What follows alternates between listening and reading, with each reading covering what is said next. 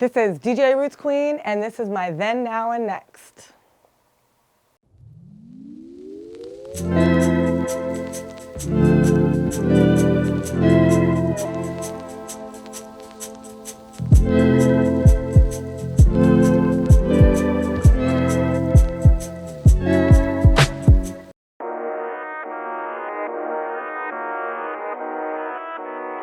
I'm originally from Tampa, Florida. I moved to Atlanta to go to college in 2001, so I've lived here my entire adult life.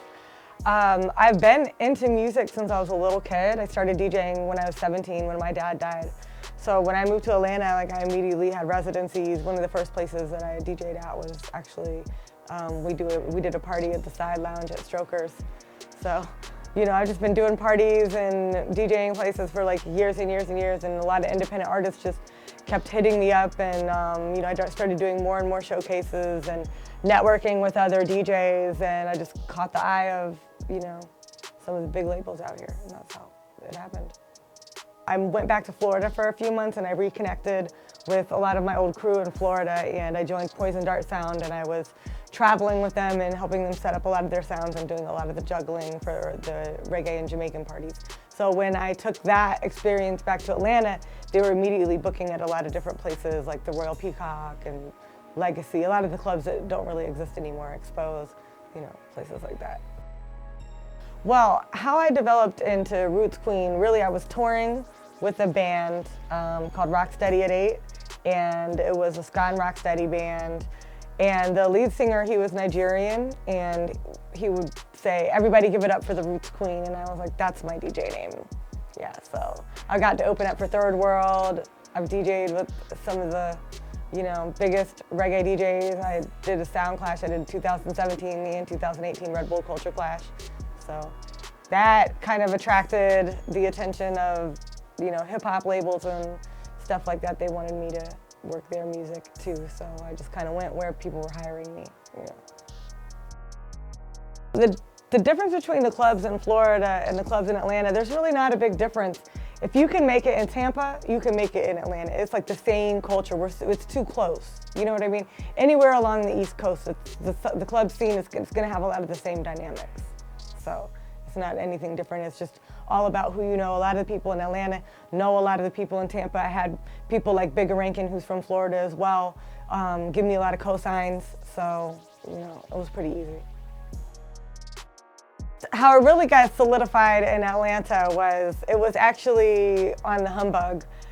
I hosted a showcase, and I was judged a showcase with Joy from, Joy from Outkast and Princess Cut, and they needed an extra judge, so this is when Twitter was popping. And I hit up Amir Boyd from Grand Hustle on Twitter, and he said, yeah, I'll come and I'll judge with you.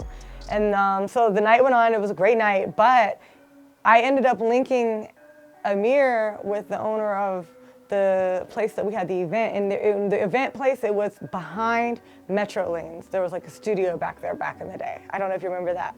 So we set up a listening session with the Hitman DJs, and guess who it was for? Young Thug. So ever since then, that was also when they asked me to join Coast to Coast DJs. So I did that whole drag and did a lot of showcases for free and everything like that. And then after that, that was when Drummer Boy contacted me, and I started doing a weekly with him, was on with his DJ crew. And there was a couple communication mishaps during one time that we went out to South by Southwest, and Zaytoven's team came and picked me up from the airport, and they had helped put money on renting the equipment because we had partnered on some stages. And when they asked to sign me after they had my back like that, I was like, sorry, I gotta go. Yeah, and so that was 5 years ago, so I've been with them ever since. So I've actually with Zaytoven and worked with Drummer Boy before I was ever even with Coalition. All that kind of happened all around the same time, about 5 years ago. So after the whole Coast to Coast thing and the party with Young Thug and everything like that, after that, that caught the attention of my friend Fletcher. He lives in Macon. He's retired. He was a big industry executive, and he did a lot of consulting, and he was consulting for DJ Clue. So he referred me, and DJ Clue contacted me, and that was when I came up with the concept of Rugal Radio. So that was streaming live on Desert Storm Radio. And around that time, that was when I was working for Drummer Boy and everything like that. And Drummer Boy got me the job at Platinum 21. So instead of spending all this money on studio time like I had been doing at Doppler with Lex Dirty, may he rest in peace, I decided that I wanted to stream live from the strip club. And so that's what I started doing. And that was how I met DJ, I met DJ Funky, and I asked him, I was like, hey, do you want to co-host and get on the radio with me? And that was when he started bringing all the artists to Rich the Kid, YFN Lucci, Future pulled up on us, Casino, oh my gosh, Chameleon, I gave her first interview. Oh, I'd have to really go back and look and see. Bankroll Fresh, we had literally everybody before they were famous. So that's like one of my big claims to fame. I was on tour. I was on Black College tour, and I was at Hampton University. Tracy Steele, she's a good friend of mine, and back in the day, we used to like trade kids, and I would take some of her dates, and she would keep the kids, and I would keep the kids while she was on tour. That was like how we had to do it back in the day. This was before we could afford nannies and all that kind of stuff. And I remember what was the artist's name? Her name was Carmina.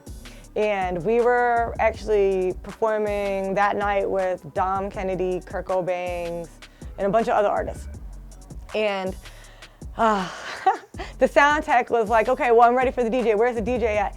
And they all were like, they said, the DJ right over there. And the guy was like looking over my head, like, where? And I was like, right here! Yeah, it was really hilarious. They didn't realize that they was pointing at me and that I was the DJ, so, yeah.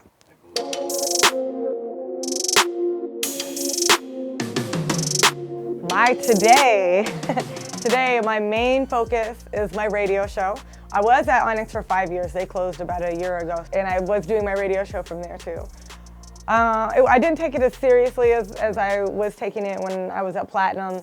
So what we started doing is me and my manager, Digital Dope, Roland Williams, he also manages Zaytoven, and myself as well, and artist Tiffany Blue. So, we started working and building out this room, this podcast room, because we were like, we want our own room. So in the meantime, while we were building that all out, I really started doing, albums or monetized mixtapes, and I was uploading them to, finding artists, getting them to give me the license to upload their music on my behalf, and I broke records on SoundCloud like that and everything. There's artists that are getting a check because of me for doing that. So they were on SoundCloud, Spotify, Apple, Deezer, everywhere. It's Rugo Radio Volume 1, 2, and 3. I also partnered with Tidal and did not a podcast. I did a playlist for them. So in October, I launched my show back again in my working podcast studio where we're at now. You can look at it. We are still, every week we're adding more and more to it. It's been really, really exciting. We've been bringing in so many special guests. I was the first one to interview Sleepy Rose, Hot Locked In and if you don't know who that is, no face, no case. The Real University, 2 Chainz, all his little young guns, his little young artists. So that's kind of who I am and what I do is I coach these young men and I get them ready for, bigger platforms so they can get on Sway in the morning and they can get on there with Funk Flex and everything like that. And then I also,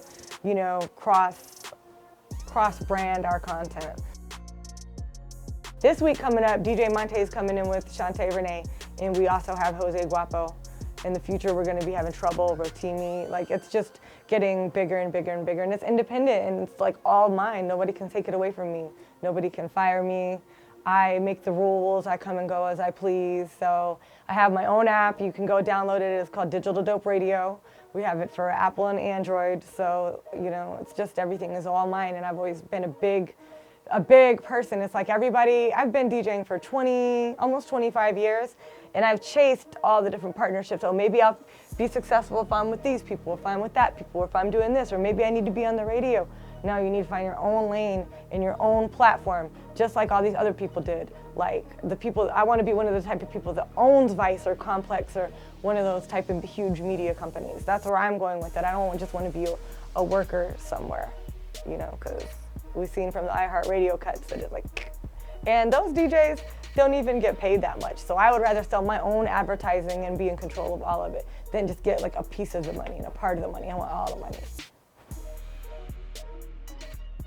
I do feel that I'm on the right path. I'm always doing stuff to make my brand harder and better and learn more. By the time people catch up to me, I'm gonna be in space. I've got so much going on. I'm studying for my master's degree, you know, marketing major, so that they're not gonna be able to touch me. Good luck to them. The main thing that I do to keep motivated is just thinking about my family and my kid and being a role model and making sure that I have, you know, can afford to do all the things that he needs. Like I just had to pay for an expensive eye surgery for him. He's gonna need braces, he's gonna go to college, you know. I have a certain aesthetic that I like around me. I like to have my hair done a certain way. I like to have my nails done a certain way. It's freezing and raining outside, but I like to dress a certain way. But I'm definitely gonna repping for one of my labels. The challenges of just being a woman and people taking you serious. You know, that's always been the major challenge. I'm not sure that that really ever goes away. Like the people that know you, you know, but the people that don't, they're always gonna like side-eye you and question you, because I think that there's maybe like 2 or 3 white girls that spin hip hop and dance hall and then are in that scene, you know, and sometimes we might get overlooked for a lot of bookings for males, you know, a lot of the times we do, and we might do a better job, and it's just because they want a male. Yeah, we're every male DJ, you know, it's just crazy to be able to walk into a room and DJ Drama comes up to you. Yeah, DJ Drama comes up to you, hey, what up, Roots Queen? DJ Scream, Bigger Rankin, you know, like to get, and that's the thing too that I try to teach these female DJs is how to get respect out here. There's a reason why all the males around respect me, like the way that they do. I love there being so many female DJs in Atlanta right now, and I love it that they look up to me and look to me for guidance. I love being able to be kind of like an auntie to them. And you know what, I'm a really strong person, so I was able to knock down doors and like check people and deal with stuff so they don't have to deal with the same drama and problems and stuff that I've had to being a female in the industry. And really, I'm looking to sign them. Shoot. My favorite is Go See Watts. That's my favorite. That's my baby. That's who I'm trying to really. Go See Watts, DJ Millhouse. I'm sure there's more. I have to think about it. DJ Baby Drea, the Tooth Twins. Oh yeah, I got a whole little crew up underneath me. I'm not a hater. I'm not like that. I'm not like, And I love being able to see them shine. Sometimes they get opportunities quicker and sooner than I ever got, but that's okay. It's like they realize that that wouldn't even be a possibility without people like me and without people like Tracy Still, you know, so, and Princess Cut. I can remember being on all hip hop stages and freaking putting Solo Lucci on stage. Get out there and perform now. I was always really aggressive, and I really put on for these artists here in Atlanta, like, and everybody. Like, there is not one artist in Atlanta that I didn't help break, period. All of them that come out.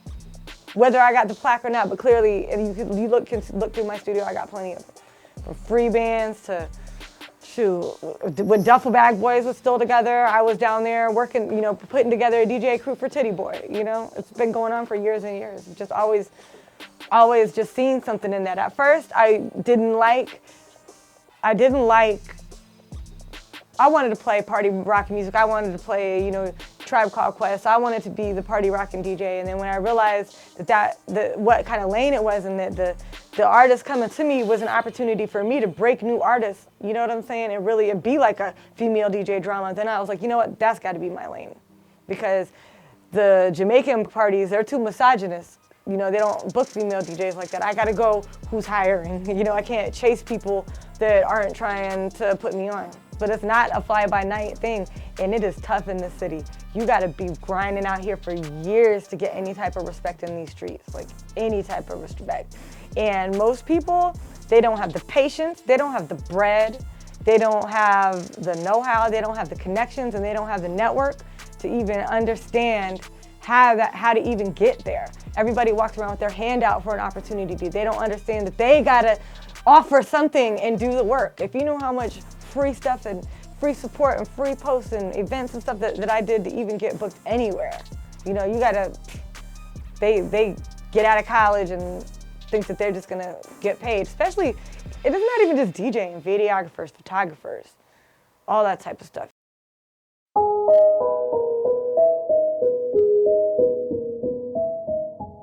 The main label that I'm an A&R for, Familiar Territory Records with Zaytoven, we have an album dropping called 18. And I'm one of the head A&Rs on it. I'm basically the one that was like, hey, that artist and that artist, I was like, we need to go make an album with that artist. What we need to stop doing is making albums with these old artists that they've had umpteen chances to break. They've already broken, they've already been famous and popular and everything like that. It's like, how many projects are we gonna make? I don't wanna say any names because they're my people, I love them. But I'm like, yo, this key guy, we need to go work with him. We need to go work with we need to work with Lil Yachty. We need to work with Lil Gotta. We need to go work with Bankroll Freddie. I've got a whole nother list that I'm not even gonna say because I don't want people trying to perpetrate. But I always, keep my ear to the streets, and I also, that's the main part of my radio show too, is that the streets got something to say, and I want to make sure that their story is heard. I would have to say that the most satisfying part of my DJ career was going on tour and being able to DJ amazing parties like the Maximum Party for 2019 Super Bowl. That was amazing. Being able to run a team on Red Bull Culture Clash, teaching Zaytoven how to DJ, being on the road with him. That opened so many doors for me and got my name out there in ways that cannot ever be, I can't even explain how grateful and thankful that I am to my label, my team, my manager. So shouts out to Roland Williams, Digital Dope, shouts out to Big Biz Media, and shouts out to Zaytoven Beats, Familiar Territory Records.